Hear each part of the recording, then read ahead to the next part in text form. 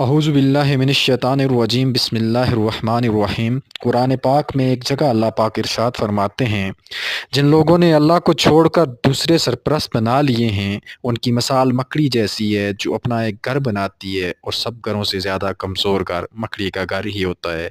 काश ये लोग इल्म रखते।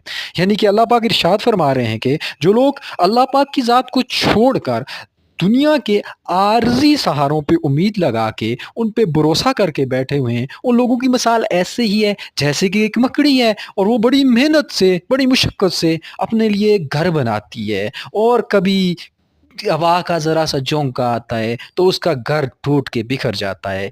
ये दुनिया के सहारे भी ऐसे ही हैं, ज़रा से हवा के झोंके से ये टूट जाएँगे। लिहाज़ा मेरे भाइयों, हमें अल्लाह पाक की ज़ात पे तवक्कुल रखना चाहिए, अल्लाह पाक की ज़ात पे, सिर्फ़ और सिर्फ़ अल्लाह पाक की ज़ात पे यकीन होना चाहिए।